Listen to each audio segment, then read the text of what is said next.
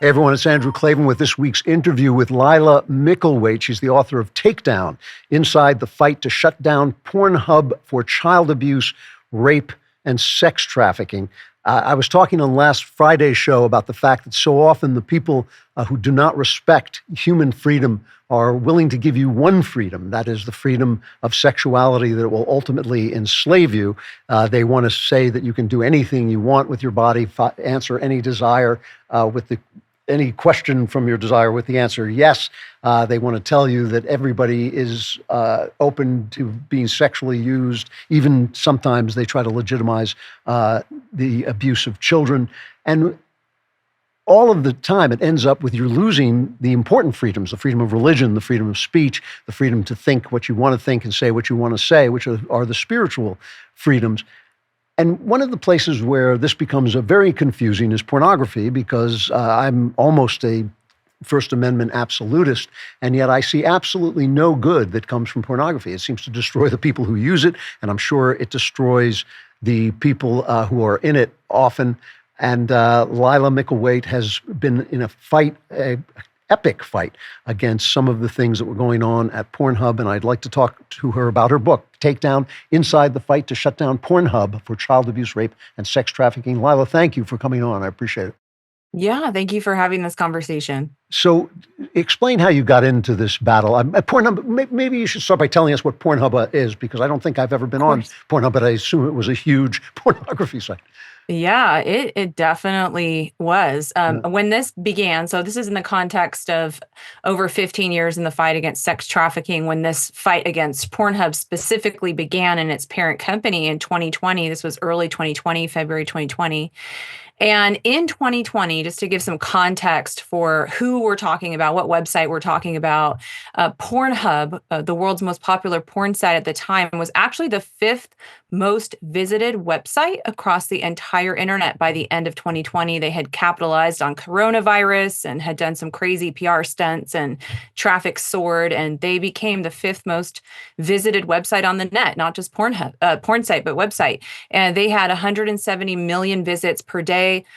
62 billion visits that year, and enough content uploaded annually, so every 12 months, that if you put those videos back to back, it would take 169 years to watch those videos. And that wasn't even counting the millions of images that were being uploaded to the site. So, this was a massive website. Not only that, I mean, Pornhub had spent millions of dollars making themselves a household name, really a kind of a cultural icon globally, where people were, wearing their apparel proudly in public. They were walking in New York Fashion Week. There was faux commercials on Saturday Night Live. Everybody thought of Pornhub as this kind of wink, wink, cheeky porn brand, very mainstream. They had really mainstreamed themselves. And I made a discovery about this site in February of 2020 that would change my life. It would, start this battle against them to hold them accountable. And that was that I had seen some very concerning news headlines at late 2019. I was paying attention because, I'm an anti-trafficking advocate against child sexual abuse. And, there was a story of a 14-year-old girl from Palo Alto, California, who was being abused by a relative. And her classmate, the 14-year-old classmate, recognized the girl on the site because they had filmed the abuse and uploaded it to Pornhub. And the perpetrator was apprehended, was convicted. At the same time, that year, there was a 15-year-old girl from Florida who was missing for an entire year. She was from Broward County.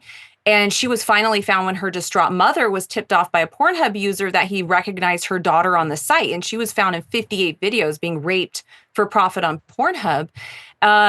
The London Sunday Times, this is a very reputable outlet in London. They had done an investigation of Pornhub in late 2019, and they found dozens of illegal videos on the site within minutes, even children as young as 3 years old. And so it wasn't just children who were being abused on the site. There were stories of adult trafficking victims. And so I was just up late one night thinking about all of this, thinking about these headlines, and I had a question come to mind. How is this content being vetted? How is this YouTube of porn screening the content that is being uploaded to the site? And then I had an idea. I said, I'm going to test the upload system for myself. And I did. I took a video of the rug in the dark room. It was in the middle of the night, and the keyboard, and I uploaded, and I found out what millions of people already knew. And that was that all it took to upload was an email address. In under 10 minutes, anybody in the entire world could upload. And this is user generated porn. So this is free porn being uploaded to the site by anybody with an iPhone anywhere in the world. And they were not verifying ID to make sure that these are not children. They were not verifying consent to make sure that these are not rape or trafficking victims. And I quickly understood that Pornhub was not a porn site. It was a crime scene. And I was compelled to sound the alarm on what was going on. And that's how this all began. That's a remarkable story. I mean, I didn't really understand that you could just upload anything you wanted onto the site.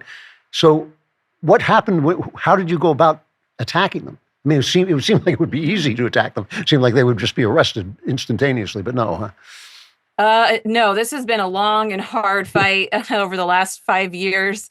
But at the time, I did the only thing that I could do. I took to social media. I actually took to Twitter, because it was Twitter at the time, and started to say, look, this site is infested with videos of real sexual crime. I began to investigate the site, and I just discovered just the most horrendous, obviously illegal videos of unconscious women, of prepubescent children, all over the site. I started the hashtag Trafficking Hub, which started to catch on. I wrote an op-ed that got published in the Washington Examiner, and then started a petition that went viral. And today we have 2.3 million signatures from every country in the world. And what happened was, as this was all going viral, the media was starting to pay attention. Hundreds of articles actually were written throughout 2020, and victims were seeing all of this, and they started to come forward. Sometimes on a daily basis, I was getting victims of Pornhub saying, I was abused on this site, I was raped, I was a child, I was unconscious. I begged for those videos to come down. I could not get them down.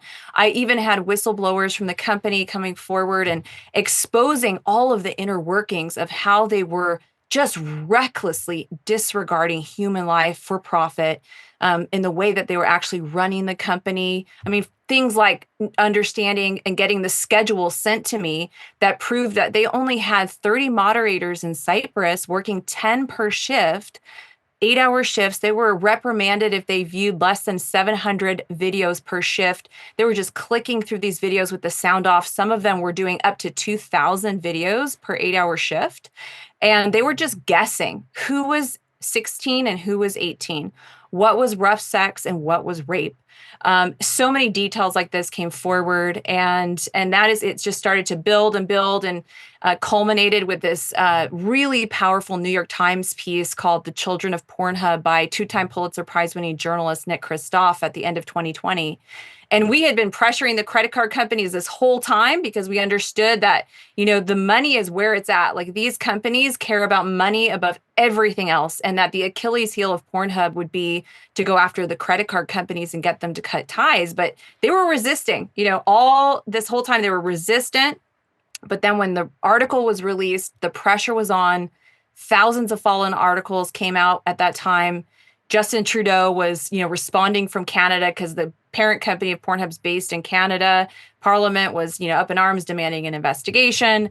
And finally, the credit card companies cut ties with Pornhub. And then, what happened next was, in a bid to try to woo the credit card companies back, they actually took down 80% of the entire website overnight. So over 10 million videos and over 30 million images were gone off that site, in what Financial Times called probably the biggest takedown of content in internet history. And that didn't end there. We've kept at it. They've lost all major business partners, advertisers. The CEO and the COO were forced to resign. The secret majority shareholder was exposed, and he was found, located, and he's being sued today by dozens of victims in individual lawsuits.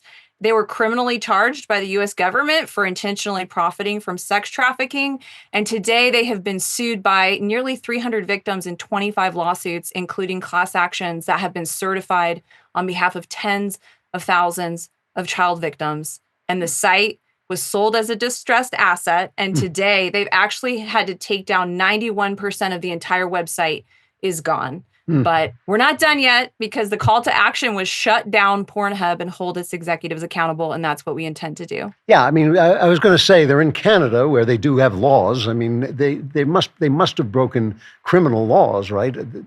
Yeah, but they're still of course. Yeah, I mean, it's not only that, it's not speculation. Like, the government has actually engaged in multi-year investigations, and they have released public reports detailing the fact that they have broken Canadian law.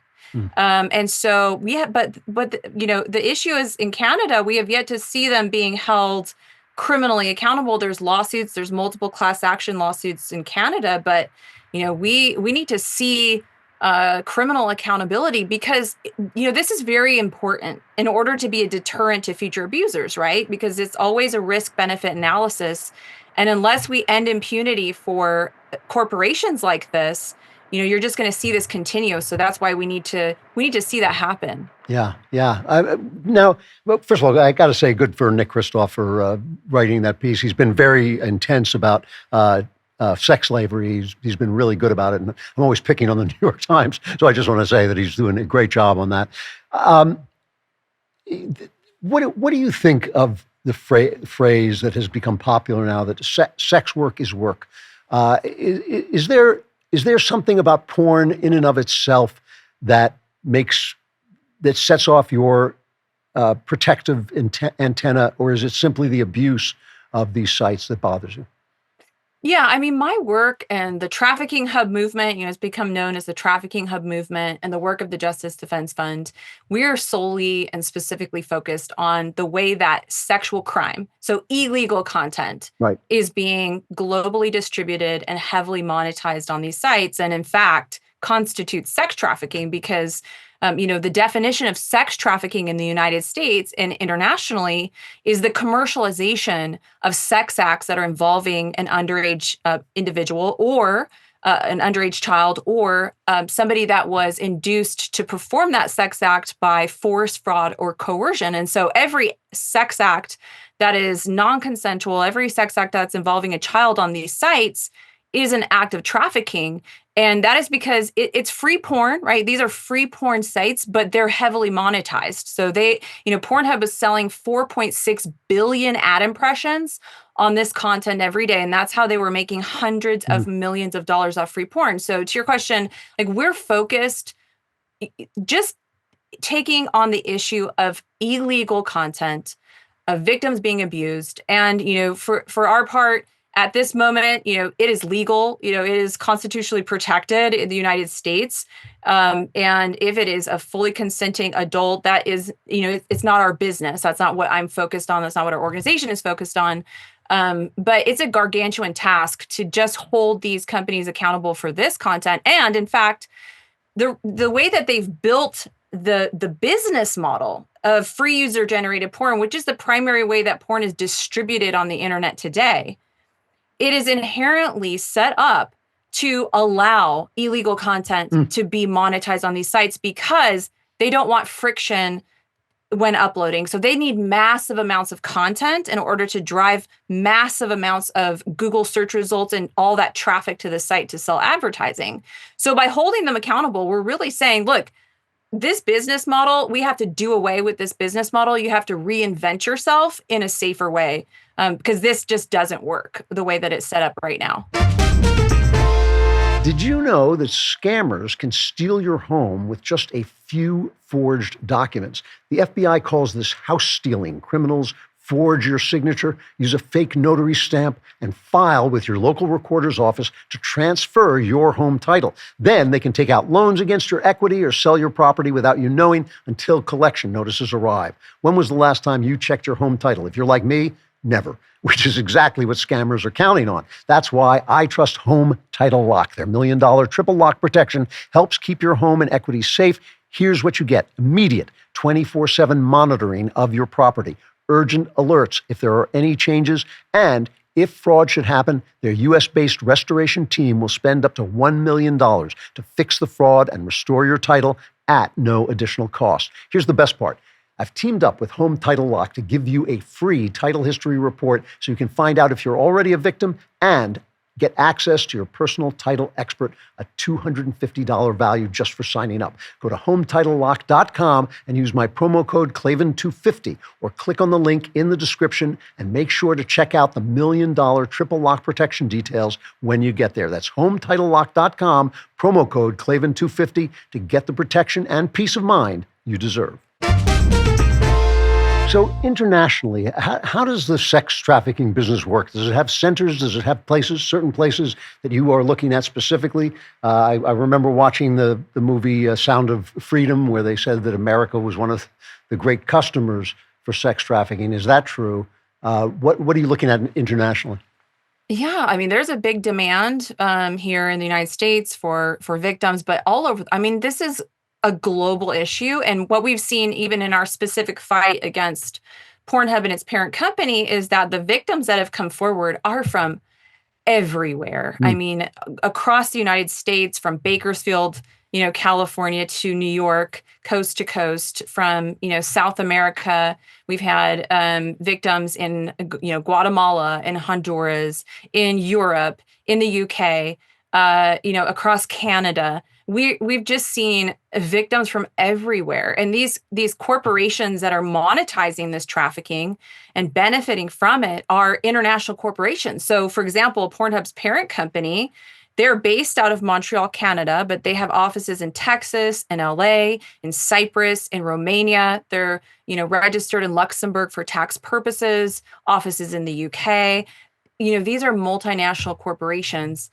And so, they need to be held accountable at an international scale. And that is why, one of the important things that I like to talk about is the solution. And that is, we have to have an international solution. And what's that solution? It's getting the financial institutions to implement preventative policy. Because these are international corporations and the abuse is happening all over the world. It's not enough for America. It's not enough for the US to say, we're going to implement policy that demands age and consent verification for every person and every user-generated video that goes up on one of these sites, because they're everywhere. So, but if Visa says, we don't do business with user-generated porn sites that don't verify the age and consent of every single person in every single video, well, then that takes place internationally, and that takes place instantly. And we know that these corporations are highly motivated to comply because above everything else, they care about money. Right. And money is the bottom line in all of this. Of course. We're talking to Laila Mickelwait, author of Takedown, Inside the Fight to Shut Down Pornhub for Child Abuse, Rape, and Sex Trafficking. When you say these companies are multinational corporations, is this their only business, or do they have other businesses and this is one of their businesses? No, this is their porn is their business. Yes, they are. But the funny thing is that nobody even knew the name of, so everybody in the world knew Pornhub for the most part. They had become a household name in the world, but nobody knew the parent company of Pornhub that actually has obtained a monopoly on the global porn industry. Because with a $362 million loan from Colbeck Capital, the hedge fund, and 125 secret investors that included JP Morgan Chase and Cornell University, the company behind Pornhub called MindGeek, so that was the company behind Pornhub called MindGeek, they essentially rolled up the porn industry. So they purchased the world's most popular porn sites that are subscription sites and brands and tube sites. So, Pornhub is just one of many different sites that this company owns. And so it's Pornhub and its sister sites. And so it's Pornhub and YouPorn and Tubi and GayTube and XTube and, ExtremeTube. And I could go on. And that is the company that actually owns Pornhub. And it was estimated at one point they had ownership of about 80% of the world's most popular porn sites and brands was under this company. So when we talk about holding Pornhub accountable, it's not just Pornhub. It's actually the parent company of Pornhub who is being held accountable in the lawsuits and the criminal prosecution and all that's happened. And go back to who the investors were in this company and who are they? So Colbeck Capital with a $362 million high interest loan. They were charging 20% on their loan because they understood that this was a high risk investment. They had done their due diligence. And today, dozens of victims are actually suing not only Pornhub and its parent company, Yeah. they're suing Colbeck Capital. Yeah. And they're suing Redwood Capital because they were another hedge fund that had invested in Pornhub with a lot of due diligence, understanding the business model, understanding how this all worked, and seeing it as an opportunity to make a lot of money on a high interest loan.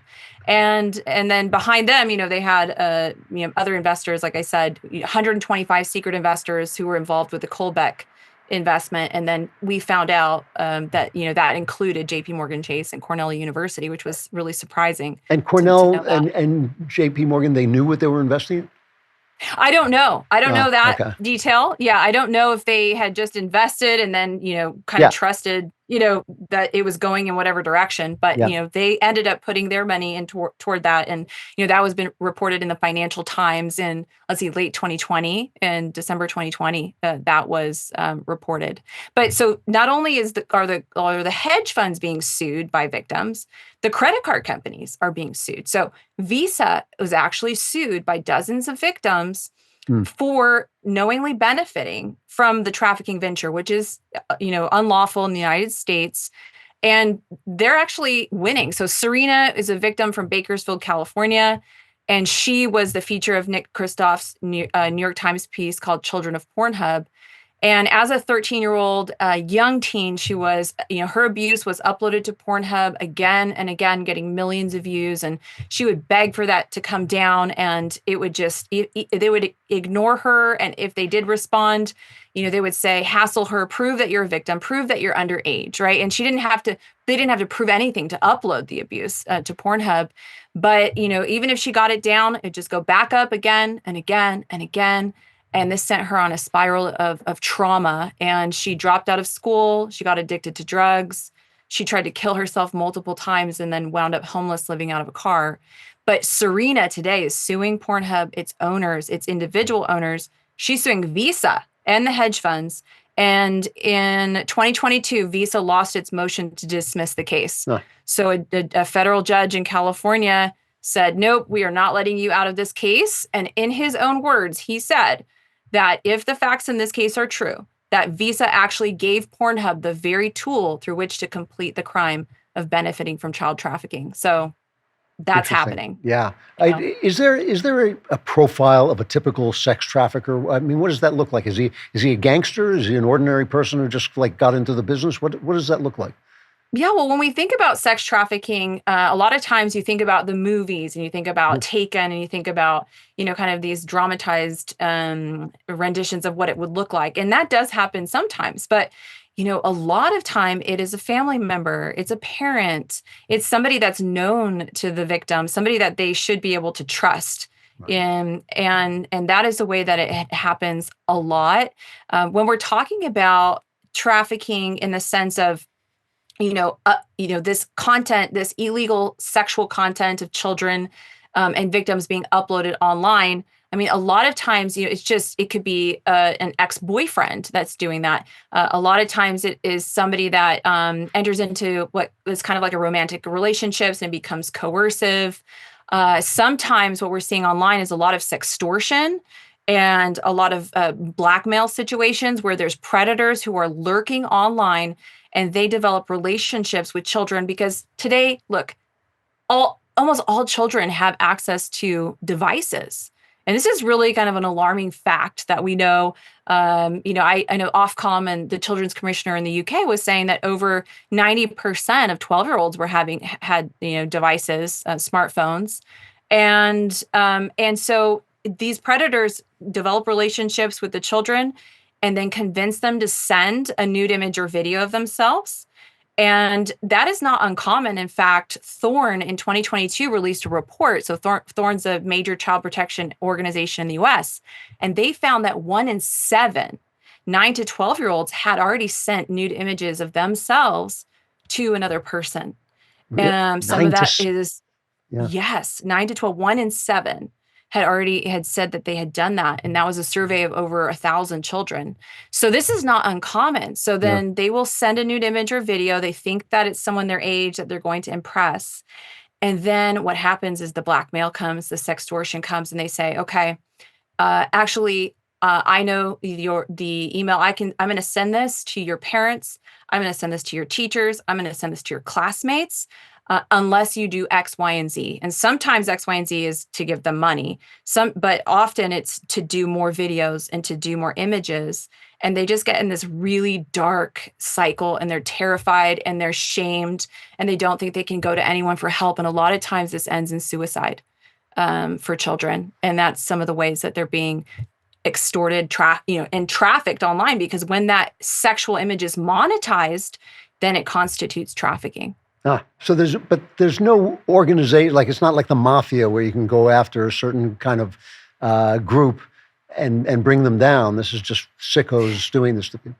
Well, in this case, it is in fact, the people that are benefiting, the people that are profiting from this abuse that I'm talking about, the filmed rape, the filmed child abuse that is being distributed online, they are identifiable. They are executives that are running, the world's largest porn conglomerate, with the flagship site being Pornhub, and we are after them to actually take them down, because victims say it's one thing to be raped and trafficked, but when that abuse is filmed, then it's globally distributed online. They will never, ever escape it. They call it the immortalization of their trauma, where they just understand that this is going to be online in perpetuity, long after I'm gone. And even if they try to heal, it's like, they might make some progress, but then there's that video up again online, because Pornhub actually had a download button on every single video, where millions of users a day could possess that rape and then upload it again and again and again and again. And so, we are going after, this exploitative, I call them mega pimps, mega traffickers, corporate traffickers, to bring them down and hopefully be an example to others and to deter future abusers. I think it's spectacular that you're putting financial pressure on them and having all the lawsuits and all this stuff. I'm having a hard time understanding why police officers aren't like kicking their doors down and dragging them out in chains. Is there something wrong with the laws? Is there something, just the laws are good, but something else is getting in the way? Why is that not happening? We have strong laws on the books that have been broken. And, like I said, in the U.S., they have been criminally charged by the Eastern District of New York. Unfortunately, they were offered a deferred prosecution agreement, which is a deal that the government made with Pornhub's parent company, where they had to pay a settlement of $1.8 million. This was about a particular set of 100 victims in California that this was to do with. And then to have a government monitor over their site for 3 years. But that's not what justice looks like. I mean, that is a slap on the wrist. And so I'm hopeful that, the wheels of justice turn slowly, but they do turn. And sometimes it takes years to see justice fully served. And we've seen this again and again and again. And I'm hopeful that the new administration, that Pam Bondi, somebody that I know has a track record of caring about child sexual abuse, that cares about trafficking. I'm hopeful that she can actually help take meaningful, action against the site. It should have been seized by the DOJ a long time ago. Yeah. There was a site called Backpage.com. I don't know if you remember this, but it was a classifieds website in America, and they were selling cars, and they were also selling children on the site. Child sexual abuse. Children were being trafficked. They knew. The site was seized by the DOJ. If you go to Backpage.com, there's a seal of the DOJ there that says seized by the DOJ. The owners were criminally prosecuted. Again, there was lawsuits, all of this kind of similar stuff that's happening. There's no reason why that shouldn't happen with Pornhub and its parent company, after all that we know, after all that's been uncovered, all the evidence. And let me tell you, in the civil lawsuits, there is evidence and there is information that is being uncovered in legal discovery that is so damning, to the point of like CEO emails, the owners of the company emails and messages from the owners of the company recognizing and acknowledging what was taking place, refusing to take down certain keywords that indicated children, that they were tracking to the dollar how much money they were making on very, very young and teen and all of these different categories and titles. And, even just them admitting that it was, quote, good and reasonable that they had hired out of 1,800 employees, they had hired one person 5 days a week to review videos flagged by users as terms of service violations, including rape, child abuse, and trafficking. And they had a policy set up intentionally where somebody would have to flag a video 15 times before it was even put in line for review. So, Serena, a victim, a 12-year-old boy from Alabama, drugged, overpowered, and raped in 23 videos that were uploaded to Pornhub. Rocky Shea Franklin, the abuser, is spending 40 years in prison for what he did. But if that victim wanted to get those videos down and he wanted to flag them, he would have to flag them over 15 times to even be put in line for review. And they had a backlog of 706,000 videos. And we have evidence now uncovered in legal discovery of prepubescent children who had their rape videos on there that had 13 flags.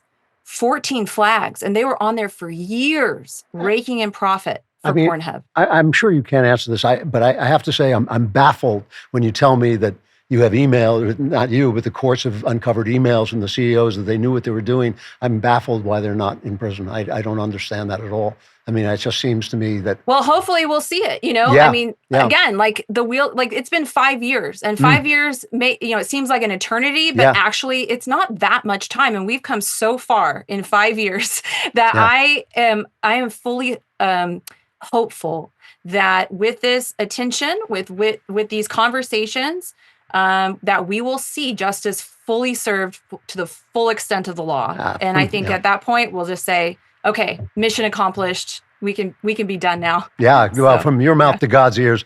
Laila Mickelwait, the book is Takedown: Inside the Fight to Shut Down Pornhub for Child Abuse, Rape, and Sex Trafficking. This has been more educational than I would have liked. You'll give me nightmares, but go get them. I hope you take them down. Yeah. Thank you so much. I really appreciate it. Thanks for coming on. That was tough to hear, I got to say. I'm not sorry I heard it. I think I needed to know it. But these are things, obviously, that should be dealt with fire and sword. Good for Laila Mickelwait for doing it. The book, again, is called Takedown. I hope you will come to the show on Friday for the Andrew Klavan Show. I will be there. I hope to see you there as well.